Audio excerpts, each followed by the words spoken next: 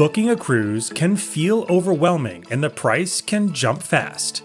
You've got drink packages, excursions, Wi-Fi, beach clubs, specialty dining. Suddenly that great deal you booked just doesn't feel quite as cheap anymore.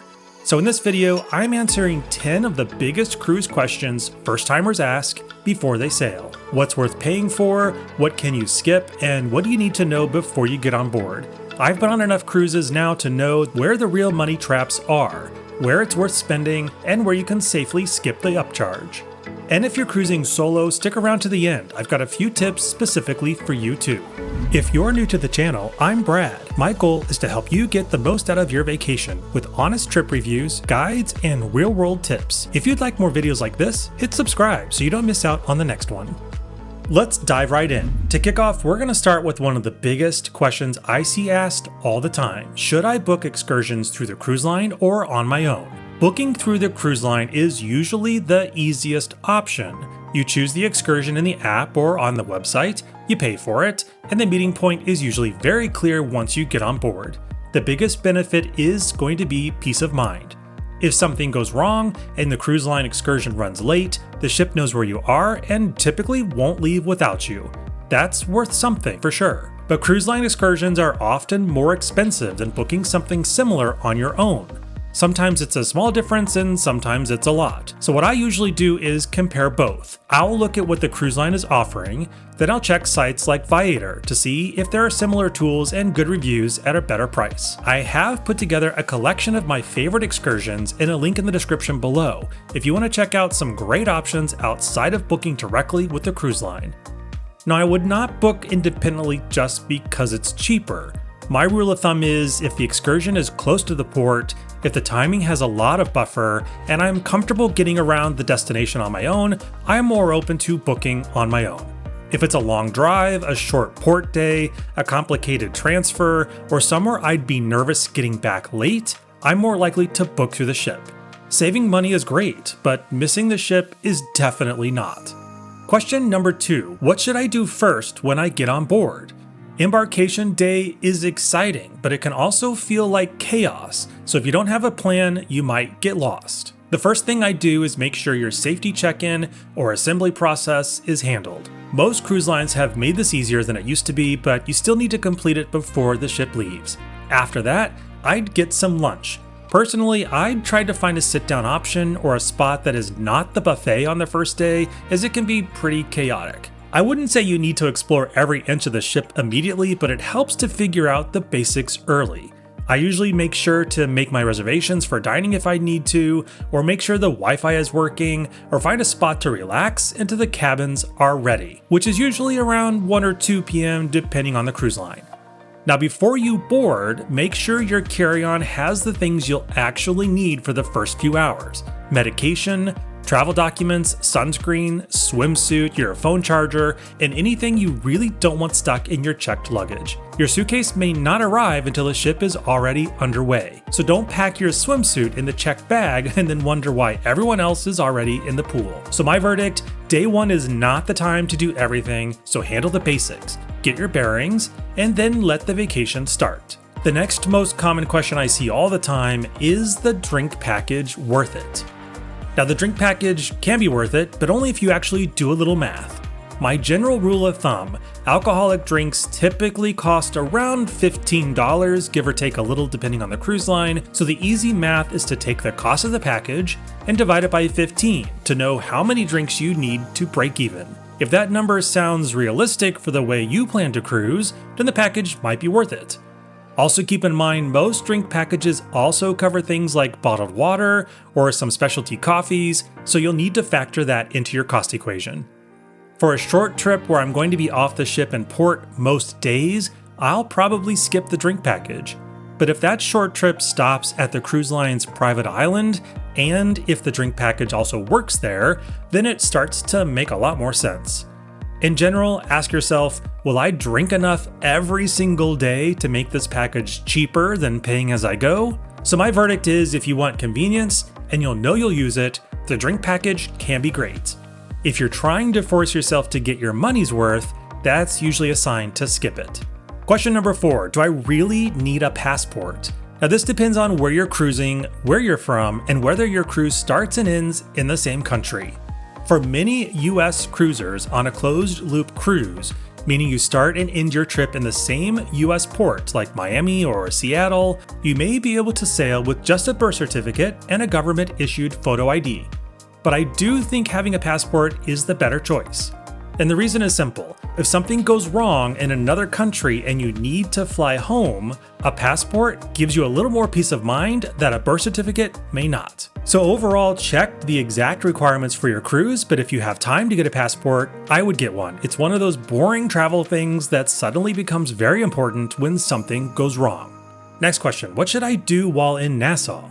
Nassau is a stop that a lot of veteran cruisers have been to before, but if it's your first time, you may be unsure what to do.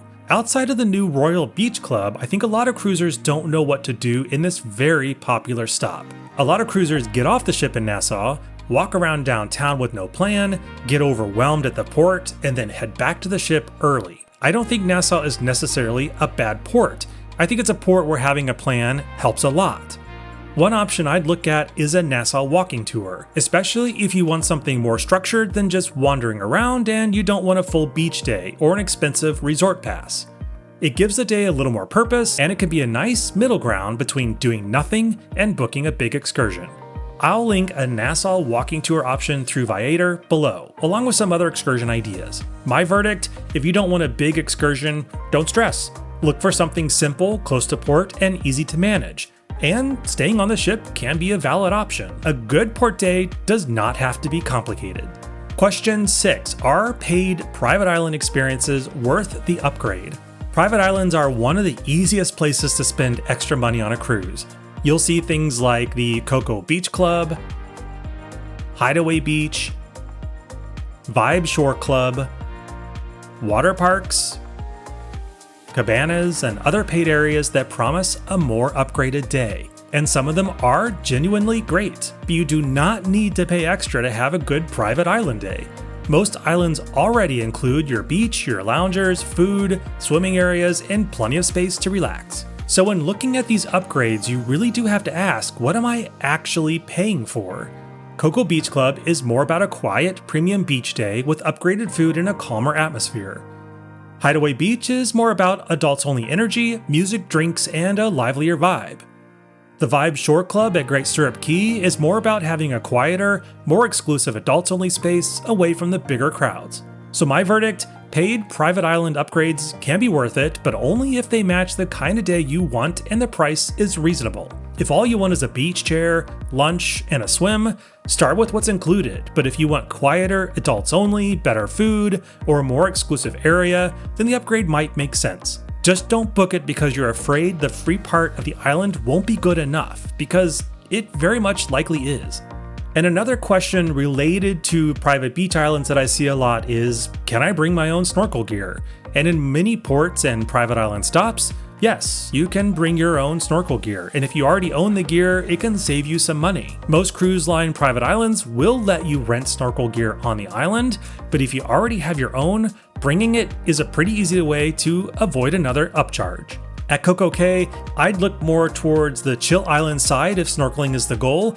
If you're paying for something like CocoCay Beach Club, I would treat that more as a relaxing premium beach day and not the best snorkeling value.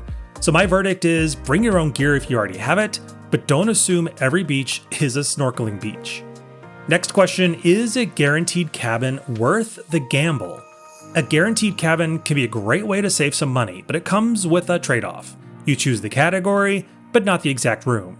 So you might book a guaranteed balcony, but the cruise line decides where that balcony is. Sometimes that works out really well. On Explorer of the Seas, I booked a guaranteed balcony and ended up in a larger, spacious ocean view balcony, so that gamble worked out. But that does not mean I'd recommend it for everyone. You could end up in a location you would not have picked yourself. Maybe it's under a public deck, far from the elevators, more forward or aft than you wanted, or just not ideal for the way you travel. So my verdict is, if you're flexible and the savings are meaningful, a guaranteed cabin can be worth considering. But if you're picky about your location, if you're prone to motion sickness or traveling with other people and need nearby rooms, you should pick your own cabin. The cheaper room is not always the better value.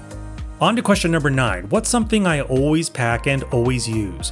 Now, I don't want to turn this into those giant cruise packing lists where you need to bring 47 Amazon items before you're allowed to board the ship, because you really don't. But there's one small thing I bring on almost every cruise, and it's a USB charging block. A lot of newer ships are better about outlets and USB ports, but older ships can still be limited. And once you start adding a phone, a laptop, your smartwatch, your headphones, or whatever else you're charging, those outlets disappear quickly. And I'm talking about a compact USB charging block that helps charge multiple small devices. I'll link the one I personally use below. So my verdict is you don't need a suitcase full of cruise gadgets, but a simple charging block is one of the few things I actually use on every cruise. Number 10, what's the biggest first-time cruiser mistake? To me, that's doing too much. Cruises make this really easy because there's always something happening. Trivia shows, comedy, live music, pool games, specialty dining, excursions, so many things going on competing for your attention. And before you know it, your vacation starts to feel like a schedule you have to survive. My advice is to pick 1 or 2 priorities each day and leave space around them. If it's a port day, maybe the excursion is the main thing. If it's a sea day, maybe the main thing is relaxing by the pool and seeing a show at night. You do not have to do everything to have a great cruise. My verdict is leave some room for the unplanned stuff. You want to find a place for quiet coffee, the random live music, the sunset, that place on the ship you accidentally discovered and keep going back to. That's usually the stuff you're going to remember anyway. And now my bonus section. How about some tips for solo cruisers? First, don't let the single supplement scare you off. Yes, you'll often pay 150 or 200% of the per person rate because the cruise line wants that second body in the cabin, but there are ways around it. NCL's studio cabins are built for solo travelers and priced for one. No supplement required. On other cruise lines, you can sometimes find deals on their guaranteed rooms or last-minute sailings where they're trying to fill the ship and reducing that solo supplement. The other thing, solo cruisers tend to think they'll be the only one or feel awkward. Don't worry about it, you won't be. There are more solo travelers on every sailing than you'd probably expect, and a lot of cruises will have solo traveler meetups listed in their app or daily schedule, especially early in the sailing, so show up. And worst case, you get a drink and maybe need a new travel buddy. I sail solo a lot and I've never felt out of place once I stopped overthinking it. So those are the 10 questions I get asked the most, with the answers I wish someone had given me before my first cruise. If you're planning your first sailing, I hope this helps you spend a little smarter, stress a little less, and enjoy the cruise you actually booked.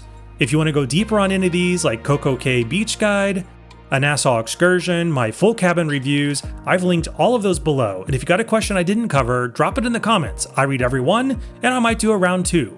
Thanks for watching, and I'll see you on board again soon.